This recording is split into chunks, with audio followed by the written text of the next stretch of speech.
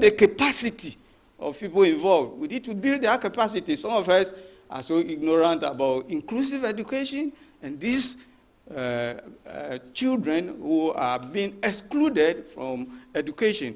So after the orientation and that kind of sensitization and so on, we still need some relevant material, like needs assessment. Those who have done the clinical assessment, those who have done policy analysis and all that kind of information that will help us, the parents, the communities, we need that information. And we organize now to develop this material, which can be in the form of a handbook for a teacher.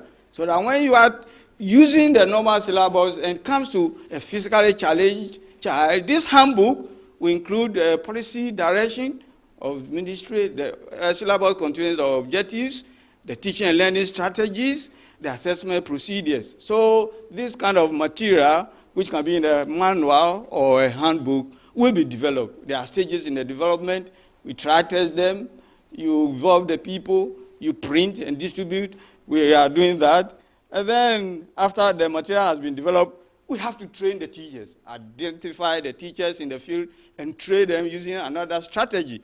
Then we think with the existing information, assess needs of the children who need this special updated book or whatever, and now with a review of the curriculum. You know, anything which has a manufacturing date has an expiry date. So the syllabus will one day expire. So when it expires, then we can say, with our material, with the information, let us now incorporate some of these ideas into the curriculum.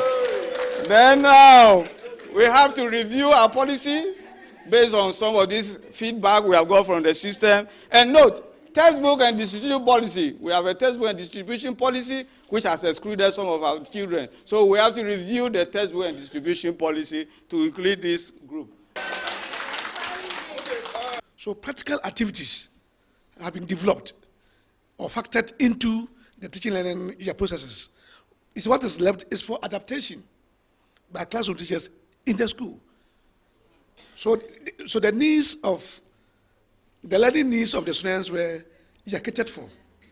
As Dr. Hayford has said that there can be inclusive methodology in curriculum, so how can we have adapted inclusive syllabus? What do we mean by adapted inclusive syllabus? I'm getting a bit confused and it's worrying me a lot. Inclusive education is not meant for disabilities. You see, we have to get this thing clear. Inclusion is not about disability. They are only one unity of kids or learners that we are trying to reach out to. Therefore, if you want to develop a national curriculum, what is it for? It's for everybody. So national curriculum. You only have to provide a guideline that teachers will use to bring about differentiation in teaching and learning, period. The teacher is saying that so far as you are a child in my P4 class, all that is in the curriculum, you must learn it. Are you okay? Is the syllabus taking care of this child? No. That's what we are saying. So as a teacher, knowing the category of the child in front of you, this the national curriculum, do something to satisfy the child. Are you okay? This is what we have to. As it is today, all around, teachers say, Mr. Tay, continuous assessment say every child should be captured. Even though he knows that he's intellectually disabled and may even stop at PCs, they are promoting them to GSS3. Are you okay? These are the issues. We want CRDD. That's why people are calling for flexibility of the curriculum. As of today, our teachers there, they are not flexible. They cannot be flexible in the usage of what? The curriculum. So the work for us to do, maybe I'm buying the guidelines. Yeah. Okay, and more knowledge on IE practice for the teachers. Now there is no flexibility. Thank you. It is the school that comes to adopt the child, and not the child to adopt the school. which is our stumbling block now. I'm done. Thank you. On that note, I think let's end the discussion on the presentation on the syllabus. Ladies and gentlemen, I wish to call on the Divisional Deputy Director of Special Education Division, Mr. Robert Acha, to give us the closing remarks. The Minister of Education, the Director General of the Ghana Education Service, and all the organizers, I wish to express our profound appreciation to each and every one of you for leaving the comfort of your homes and then responding to the urgent call.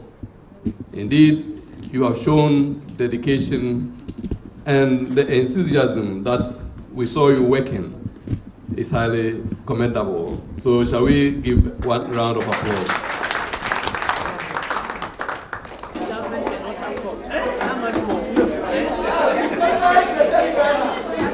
After an enthusiastic exchange of feedback on the last day, participants left with a feeling of optimism that they have made a big leap towards implementing inclusive education for all in Ghana.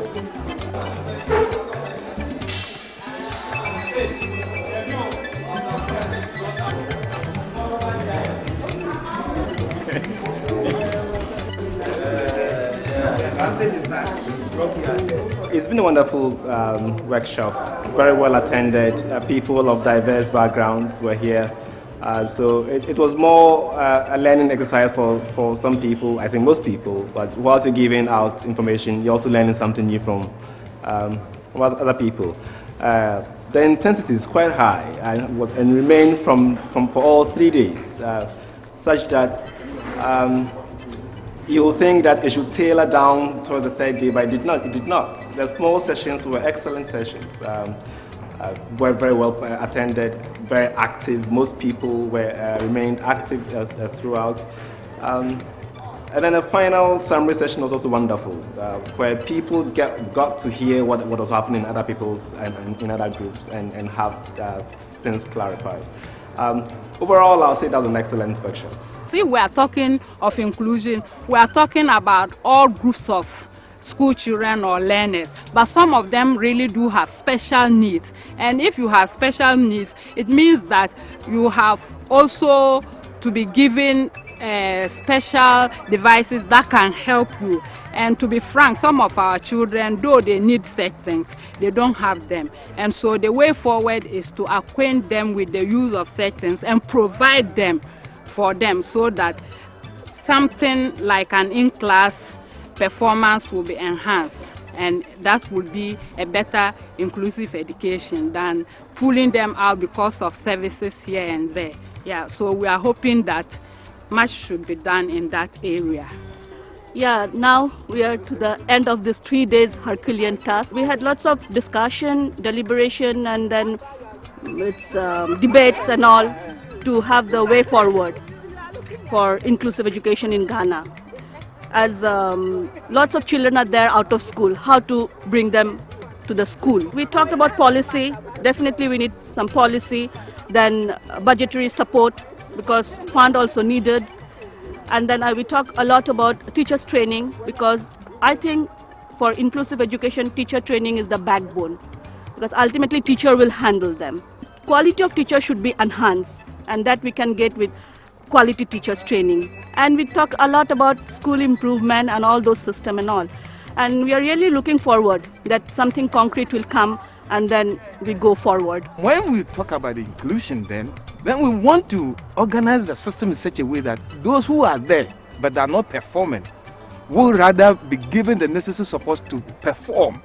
And when everybody in there is performing, then we think about bringing in those who are not in now. And that will be bringing in those with disabilities.